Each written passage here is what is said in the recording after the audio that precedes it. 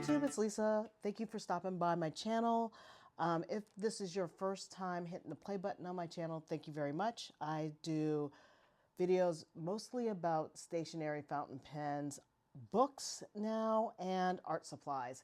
And today is going to be a books and art supply focused. If you are a returning subscriber, you know what I'm all about. Thank you so much for subscribing.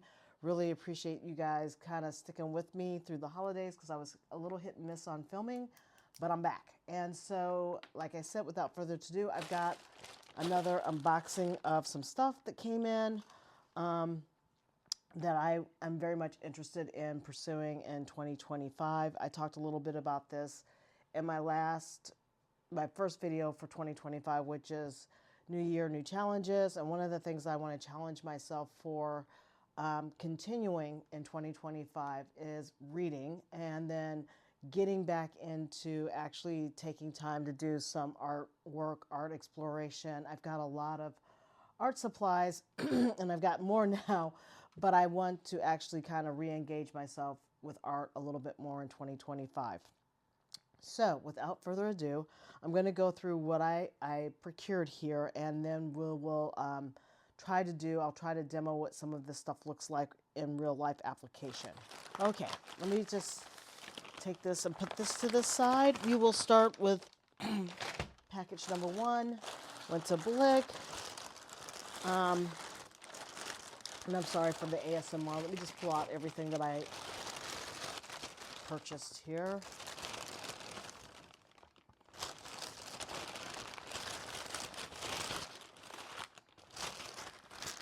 Oops. All right. Sorry for the ruffling of the bag. That was kind of loud. Okay, I'm always buying pencil sharpeners because I always find that I need them at certain times and I never have them when I need them. So, excuse me. Wait a second. Sorry about that. So I bought this Blick. It's kind of like the it's a dual pencil sharpener. This one ran, I think it was like $6 or so, USD.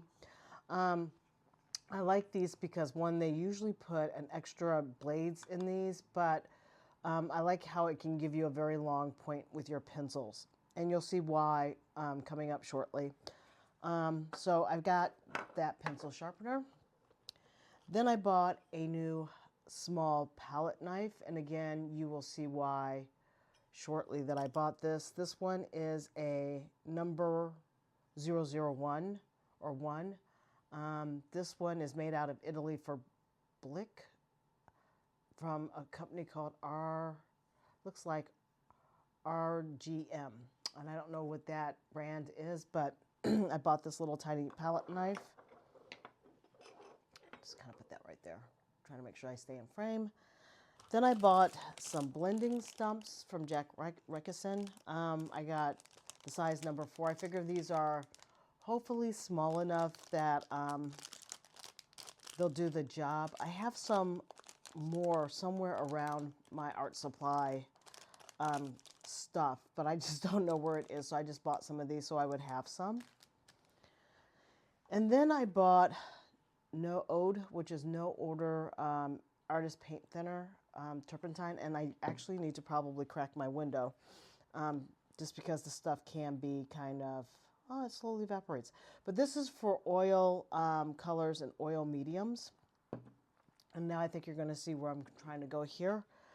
I bought some real value, just some inexpensive brushes from Blick that are synthetic hair white Takalon. These are, it has a number 1 round, a number 4 round, an angle shader, a shader, a number 4 shader, and a number 8 shader. So this is what it looks like in the package. I'm sorry, I was reading, and that's what the description is. These were very inexpensive. I think these were like $7 or $8 at Blick, and they're used for oil in particular. So that's why I got that. Then I got a 6x8 since it was the beginning of the year and Blick was kicking it off. I decided to get a 6x8 canvas board. Just a good size. I felt like not too big, not too small, and hopefully not too daunting when I try to move from using sketch pads or mixed media paper to something like of a canvas. I don't really use canvas. I like to do stuff in my sketchbook. I'm not trying to be a Picasso, so a lot of that stuff is just for me and like my mind and my relaxation. So I don't really try to, you know, put my stuff out there and act like I'm a real true artist. I would say like I'm doing it for a living when I say that. I don't. And then lastly, I bought some more Polychromos pencils, and I'm going to leave them in the bag. But I bought, oh, and a couple oil pit. Okay, so I bought two, just going to put the colored pencils here to the side. I bought two Faber-Castell oil-based pencils, and I already have, I think, a couple of these, but these are going to be going with me on plein air, kind of outside sketching or on the go or cafe sketching. So I didn't want to use what I already have, which is more for in-home. This one's soft, it says, and I think this one's a little bit firmer. This one is like black, and then this one is sepia. I take that back. This is sepia, the lighter colored wood, and the darker colored wood one here is black. And again, that's as part of all of those things. And then for and I wanted to get to this just because it's in the context of this. So those are the oil related things. The intention is behind that, let me do that before I talk about the colored pencils. The intention behind getting oil thinner and the stumps, the sharpener, the canvas board, paintbrushes, all of this stuff that I've been talking about, these items, is because in 2025, I bought these years ago. I had a YouTube channel out on this, but I bought this gallery artist soft oil pastels. And I've been watching a lot of YouTube videos about art and doing art lately. I think my interest has been re-stimulated to actually try to do more with that. And I realized when I was watching an artist, I think her name is Jocelyn Baer, but it's spelled B-A-U-E-R, I think, or Bauer. She was doing some really cool stuff with her soft oil pastels, and it might not have been her. And if I can find who the artist is, I'll put it up here in the corner. But she was saying with hers, she uses the palette knife, and what she'll do is she'll scrape off a little bit with the palette knife, because that's another way that you can apply oil pastels. And like I said, because I have not been playing with this, as you can tell, I mean, the sticks are pretty much full. I want to start playing with some of the mediums that I've purchased and have not really used. And I'm looking at ways to apply it because I'm so much more comfortable with watercolor than I am with oil pastels, because these are just, quite frankly, once you start smudging and smearing, it's very, very messy. I wanted to find a way to kind of be able to apply them more like a watercolor. And so the other way that you can use is this oil paint thinner. This is artist paint thinner from Blick. I mean, it's Utrecht's Blick. So I wanted to actually try that as well. So now you can understand why I bought the additional items of, oops, let's see. Okay, this one's empty. I wanted to buy the additional items of oil pastel. So what I'm going to do really quick, I'm not going to try to do a full sketch because I don't know what I even want to sketch at this moment. But I've got my visual journal, and it's a good play journal for me. I doodle a lot in this journal, and I have before, and I usually use it as a canvas to like work on other art. So what I'm going to do is, and this picture is watercolor, so I figure it's heavy enough to handle this. I'm going to go ahead and try, let's see here, I'll grab this purple because I've already used it. And I'll grab a blue. Let's do this blue right here. And I'll grab an orange.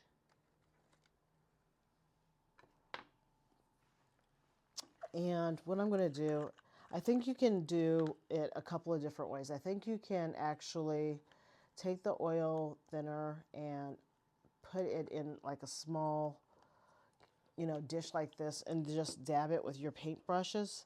I don't want to start putting things that have turpentine and solvents with my watercolor brushes, hence the reason why I bought a separate set of brushes for oils, just because I can keep them separate and not worry about it. Let me just see how much I'm supposed to use of this, because I've never used this before. And I don't want to, I think a little dab will do you. So I'm going to use the cup here as a measurer. Put a little bit down in there.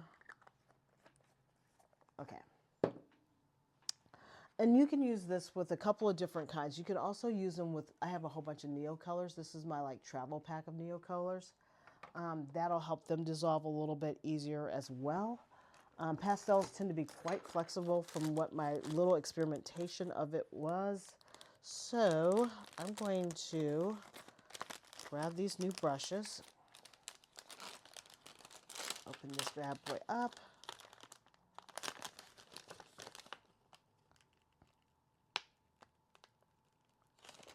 We do these one at a time.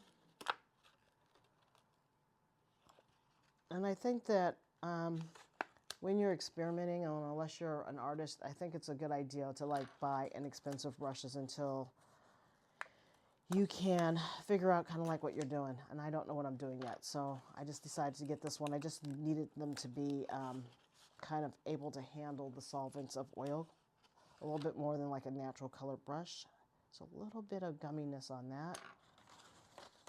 And I tend to like to draw more outside landscapes, flowers, birds, those kind of things. Oh, this one even, why didn't they give me a tip protector for all of them? Okay, this is actually a not bad quality of a Princeton art brush. This is number 4.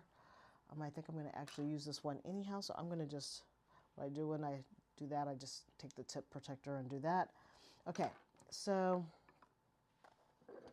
and with thinner, I can tell already, and I'm just going to move this to the side a little bit.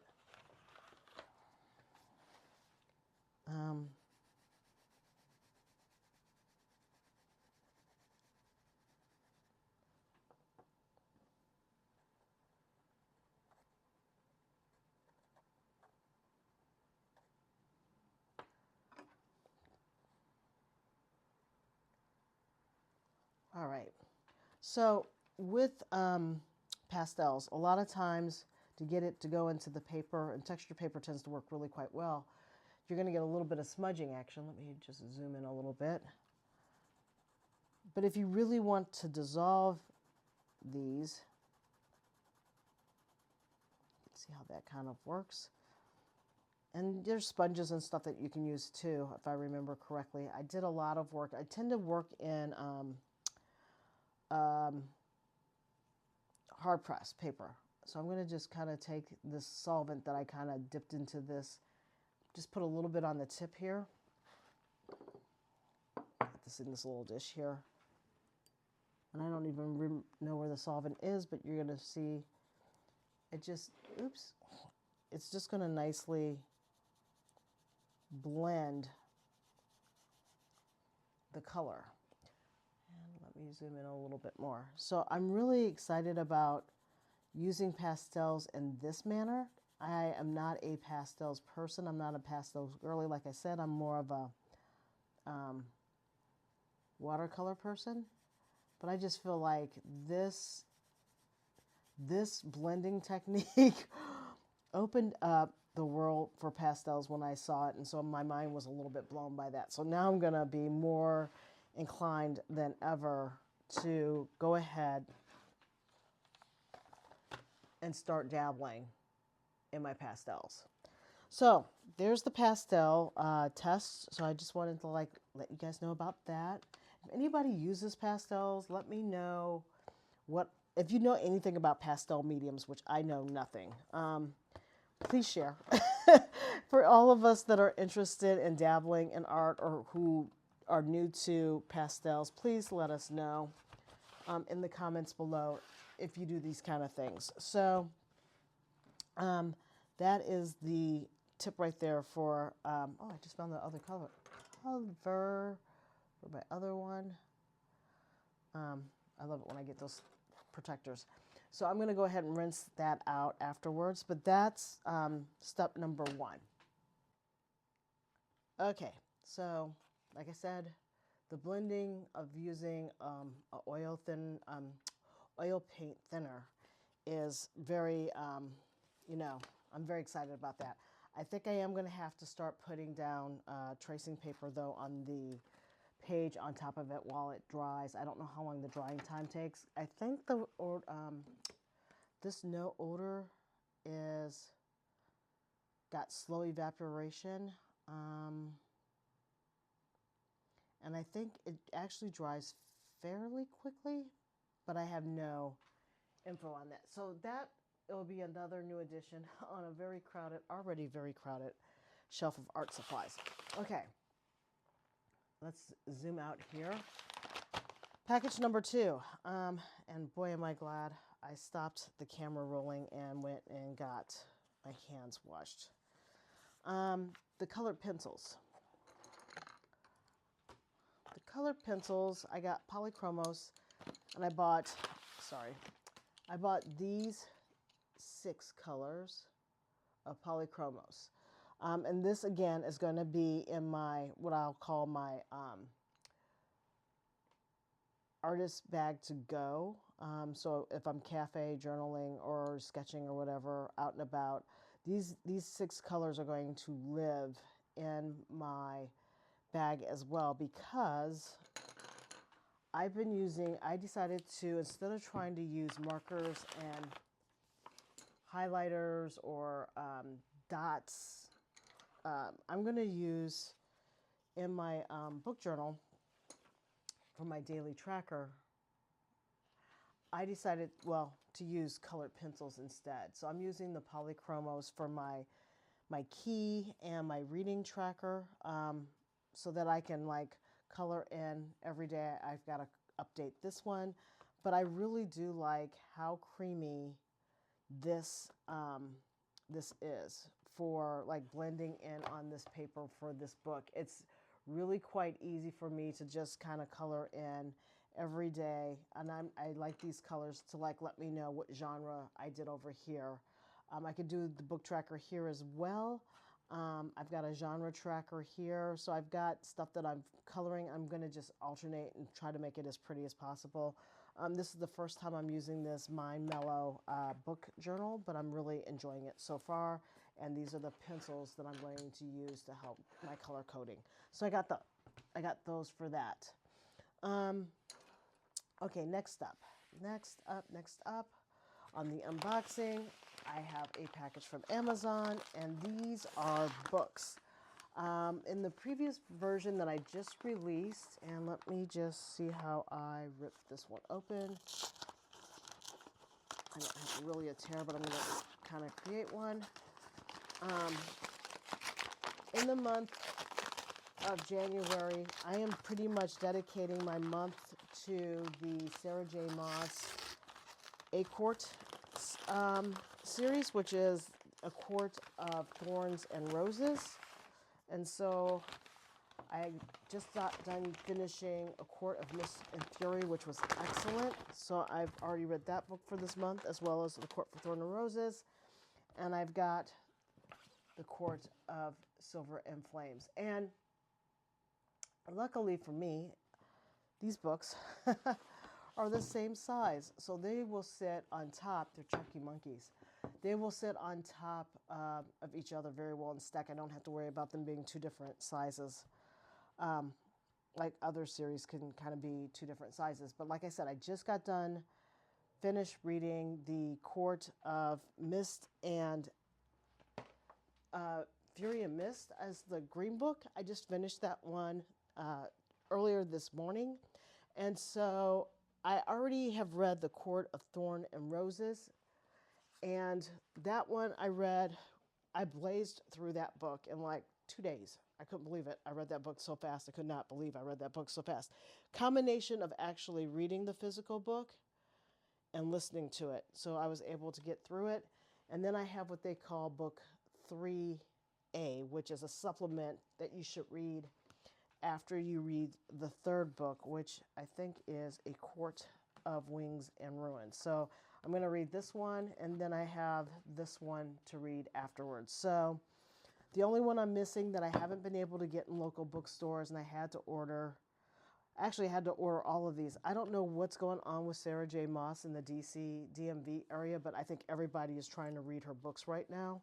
And so half the time when you go into the bookstore, you can't find all of her books in one series. I bought this one down in Florida, but I literally could not find it. It was not obvious, and they said, "Oh, we have 10 copies," and I was like, "That's great," but I still couldn't get the entire series if I wanted to because I was flying back and I wasn't, you know, I wasn't carrying the tomb of books that are these right now. So you can see how thick and chunky that would add to one's weight luggage. So I've got that. So I'm really, really excited about that one, this purchase, so I can kind of continue because like I said, just finished book number 2. So I'm going to start book number 3, and I'll keep you guys posted on how that's going to go. That's all I have for today's video. If you have any questions, let me know. If you have any comments, let me know. If you watched the video before this one, I have unearthed and unpackaged my new Swift Cam, and I'm still working on reading through the instructions on how to use the lenses and stuff because it's not what I actually thought it was going to be. And so I will probably do another video and a deeper dive once I actually have used them, used that setup and really explored the different uses of those lenses. All right, until next time, take care, stay safe, and I will talk to you soon. Bye.